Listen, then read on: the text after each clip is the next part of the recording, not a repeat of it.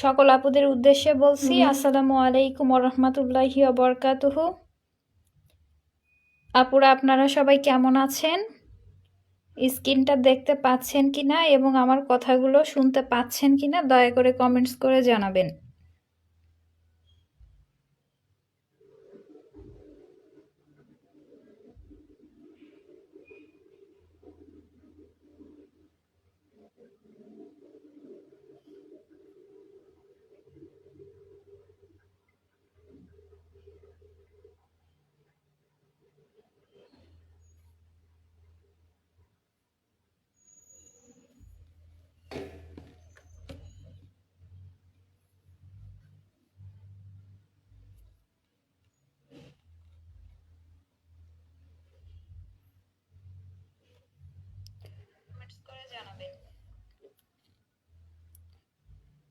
সকল আপুদের উদ্দেশ্যে বলছি ওয়ালাইকুম আসসালাম ওয়া রাহমাতুল্লাহি ওয়া বারাকাতুহু। আপুরা আপনারা সবাই কেমন আছেন? স্ক্রিনটা দেখতে পাচ্ছেন কিনা এবং আমার কথাগুলো শুনতে পাচ্ছেন কিনা কমেন্টস করে জানাবেন।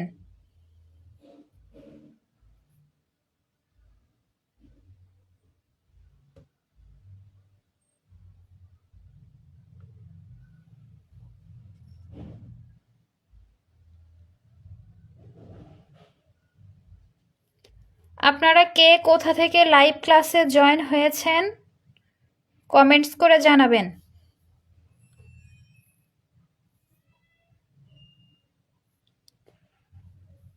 এখনো যে আপুরা লাইভ ক্লাসে জয়েন হন নাই তারা দ্রুত জয়েন হয়ে যান, আমাদের ক্লাসটা এখনই শুরু হয়ে যাবে।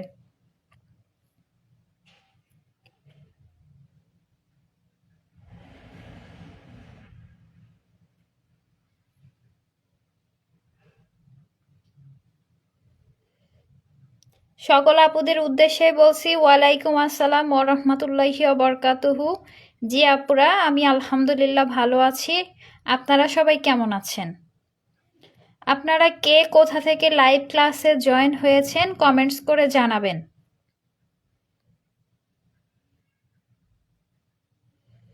মিম ইসলাম আপু লিখেছেন আমি সিরাজগঞ্জ থেকে। জান্নাতুর রহমান বুশরা আপু লিখেছেন নারায়ণগঞ্জ থেকে। গৌরী পিয়া আপু লিখেছেন দেখছি। তানু ঘোষ আপু লিখেছেন বাঙ্কুয়া থেকে।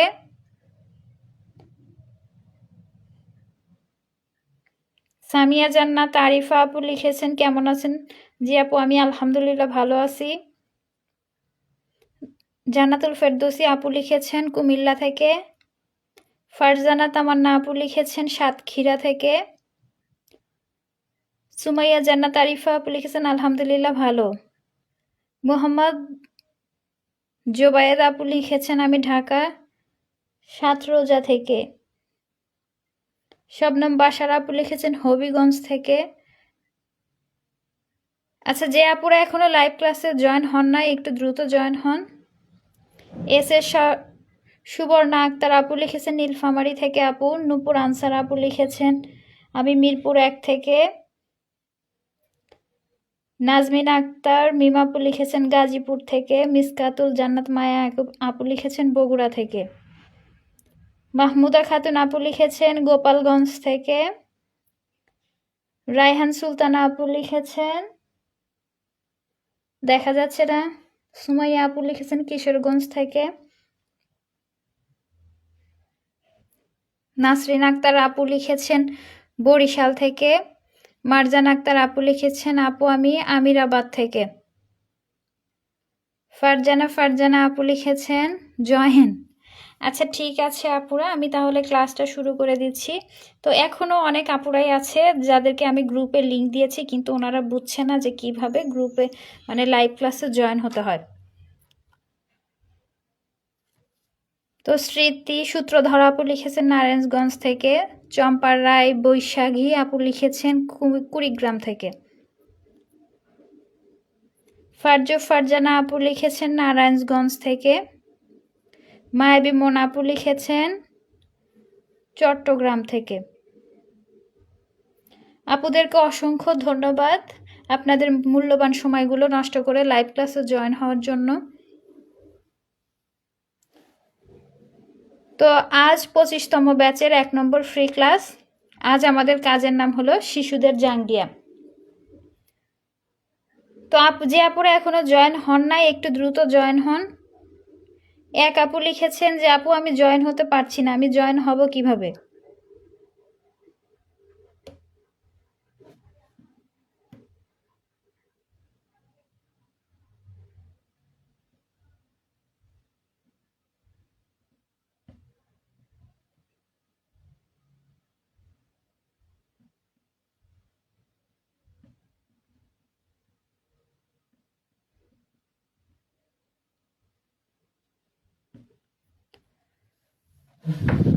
ফিরোজ মোল্লা আপু লিখেছেন আপু আমি মধুখালী থেকে।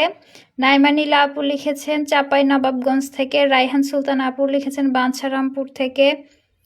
আব্দুর রহমান আপু লিখেছেন বিক্রমকান্দি থেকে। তামান্না হুসাইন আপু লিখেছেন কুমিল্লা থেকে। আচ্ছা, আমি বাকি আপুদের জন্য আমি 5 মিনিট অপেক্ষা করেছি, এখন আমি মূল ক্লাসে চলে যাব। তো আজকে 25তম ব্যাচের 1 নম্বর ফ্রি ক্লাস। আমাদের কাজের নাম হলো শিশুদের জাঙ্গিয়া।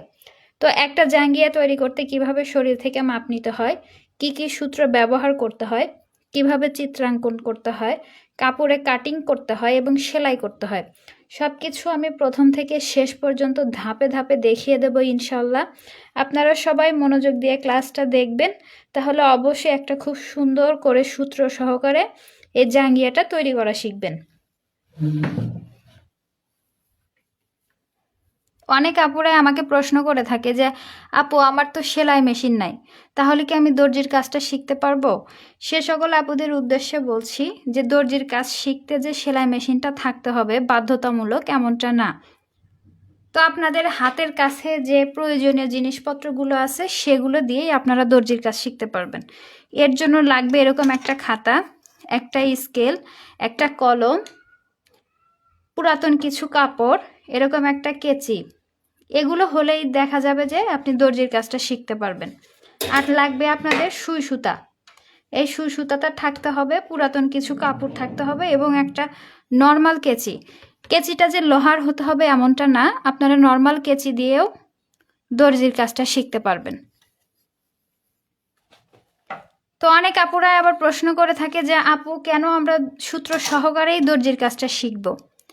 এর কারণ হলো যাতে করে পরবর্তীতে যে কোনো ধরনের যে কোনো ডিজাইনের পোশাকটা তৈরি করতে পারি। অনেক আপুরাই দেখা যায় যে যারা দর্জির কাজগুলো সূত্র ছাড়া শেখে, এতে করে পরবর্তীতে তারা যে কোনো ধরনের নতুন ডিজাইনের পোশাকগুলো তৈরি করতে পারে না। দেখা যায় যে মাপজোকে সমস্যা হয়, নাই দেখা যায় যে কোনো পোশাকটা একদম টাইট ফিটিং হয়ে যায়, আবার কোনোটা একদম ঢিলে ঢালা হয়ে যায় এবং ডিজাইনগুলো খুব সুন্দরভাবে ফুটে ওঠে না। সেজন্য আপনারা চেষ্টা করবেন প্রথম থেকে শেষ পর্যন্ত সকল দর্জির কাজগুলো সূত্র সহকারে শেখার জন্য। তো আপনারা যখন প্রতিদিন ক্লাস করতে আসবেন, ক্লাস শুরুর পূর্বে আপনারা এরকম একটা খাতায়, একটা কলম আর একটা স্কেল, এই 3টা জিনিস নিয়ে ক্লাস করতে বসবেন। তো আমি কিভাবে মাপগুলো নিচ্ছি, কি কি সূত্র ব্যবহার করছি, কিভাবে চিত্রাঙ্কন করছি, কাপড়ে কাটিং করছি এবং সেলাই করছি, সব কিছু আপনারা ধাপে ধাপে খাতায় নোট করে রাখবেন। অনেক আপুরাই দেখা যায় যে পরবর্তীতে দর্জির কাজ শেখার জন্য দর্জির একটা বই কিনে থাকে, তো দর্জির বই দিয়ে দর্জির কাজটা শেখার চেষ্টা করে। তো আপনারা যদি প্রথম থেকে শেষ পর্যন্ত এইগুলো ধাপে ধাপে নোট করে রাখেন বা সকল কাজগুলো শেখেন, তাহলে দেখবেন যে এই খাতাটাই আপনার দর্জি শিক্ষার বই হয়ে গেছে।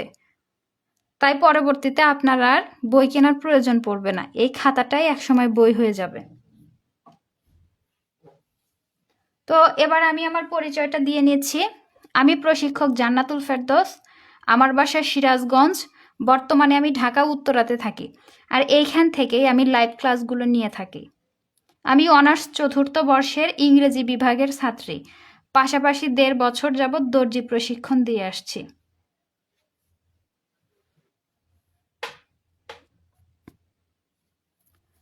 তো আমি ক্লাসে চলে যাচ্ছি, আপনারা একটু মনোযোগ দিয়ে দেখবেন আর শুনবেন।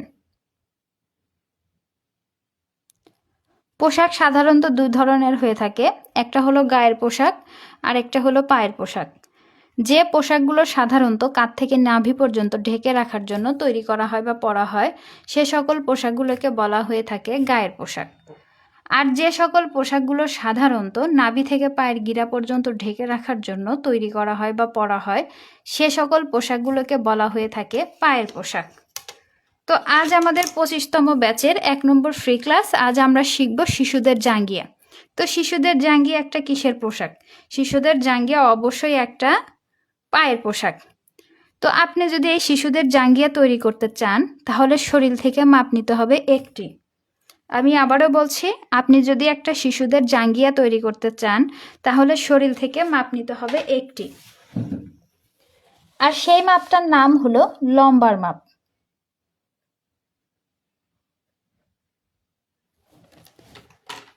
তো এবার আমরা জানবো যে লম্বার মাপটা কি এবং লম্বার মাপটা কিভাবে নিতে হয়। আমরা যদি এটা না জানি তাহলে কিন্তু কোনোভাবেই আমরা লম্বার মাপটা নিতে পারবো না। তো এবার প্রথমে আসি যে লম্বার মাপটা কি। সাধারণত পায়ের পোশাকগুলোতে লম্বার মাপ নাভি থেকে ধরতে হয়। নাভি থেকে ধরে লম্বায় ঝুলে সেলাইয়ের পরে আপনি যে মাপটা রাখতে চাচ্ছেন বা টেকাতে চাচ্ছেন সেটাই হলো লম্বার মাপ। আমি আবারও বলছি, নাভি থেকে ধরে লম্বায় ঝুলে সেলাইয়ের পরে আপনি যে মাপটা রাখতে চাচ্ছেন বা টেকাতে চাচ্ছেন সেটাই হলো লম্বার মাপ।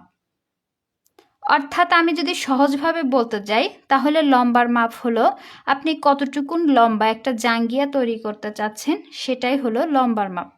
তো এই লম্বার মাপটা আপনারা যতটুকুন নেবেন সেই লম্বার মাপটাই কিন্তু টিকবে। তো আমরা লম্বার মাপটা জানলাম, এবার লম্বার মাপটা কিভাবে শরীর থেকে নেব।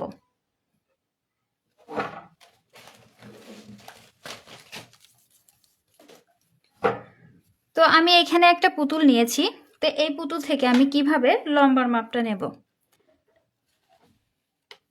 দেখেন, এটা একটা ইঞ্চি টেপ,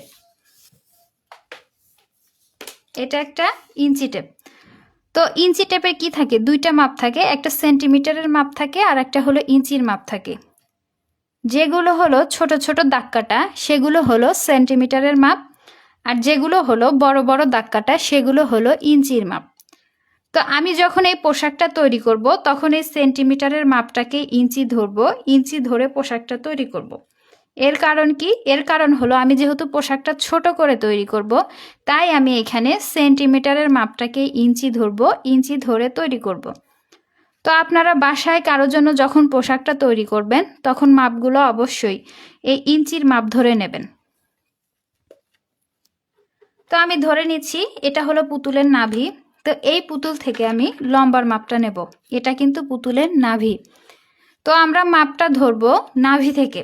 তো এইভাবে আমরা নাভি থেকে মাপটা ধরবো। ধরে সাধারণত জাঙ্গিয়াগুলো কোন পর্যন্ত পড়ে থাকে? বাচ্চাদের জাঙ্গিয়াগুলো সাধারণত এই যে আমাদের হাঁটু, এই হাঁটুর উপর পর্যন্ত পড়ে থাকে। আবার অনেক সময় দেখা যায় যে মেয়ে বাবুদের জন্য জাঙ্গিয়া হাঁটুর আরেকটু নিচ পর্যন্ত তৈরি করেন। আবার অনেক সময় দেখা যায় যে হাঁটুর আরেকটু নিচ পর্যন্ত তৈরি করেন। এইভাবে কি করেন? জাঙ্গিয়াগুলো লম্বার মাপ নিয়ে তৈরি করেন। তো আপনারা যখন জাঙ্গিয়াটা তৈরি করবেন তখন এই নাভি থেকে আপনাদের মাপটা নিতে হবে। তো এই যে আমি নাভি থেকে মাপটা ধরবো, এই যে আমি নাভি থেকে মাপটা ধরলাম, ধরে আমরা কতটুকুন লম্বা নিতে চাচ্ছি। যদি আমরা চাই যে হাঁটুর একটু উপর পর্যন্ত পড়বো সেক্ষেত্রে আমরা হাঁটুর উপর পর্যন্ত লম্বার মাপটা নিয়ে নেব। আর যদি চাই যে হাঁটুর আরেকটু উপর পর্যন্ত পড়বো সেক্ষেত্রে এই পর্যন্ত মাপ নেব। যদি চাই যে হাঁটুর আরেকটু নিচ পর্যন্ত পড়বো সেক্ষেত্রে হাঁটুর নিচ পর্যন্ত আমরা লম্বার মাপটা নিয়ে নেব। কিন্তু আমাদের লম্বার মাপটা নিতে হবে অবশ্যই এই নাভি থেকে ধরে।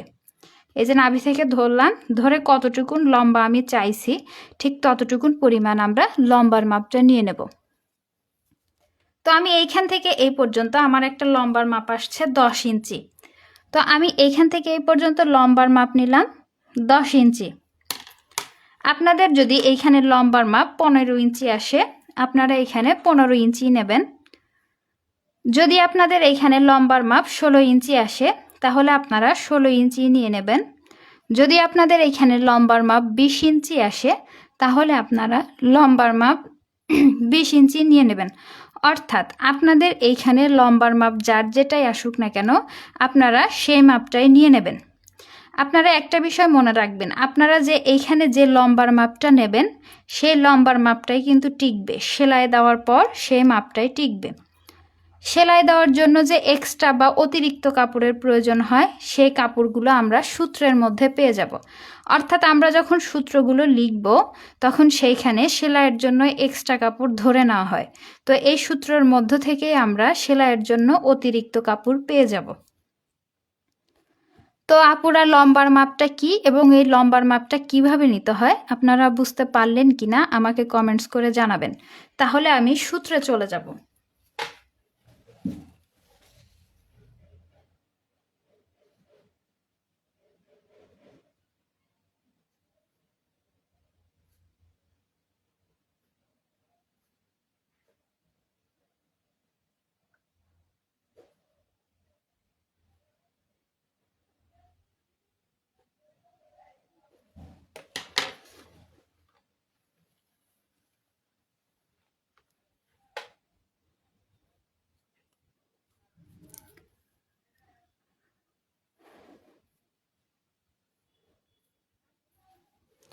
এবার তাহলে আমি সূত্রে চলে যাচ্ছি। তো দেখেন আমি এখানে 1 নম্বর সূত্র লিখেছি। আমার এখানে 1 নম্বর সূত্র হলো রাবার ঘর।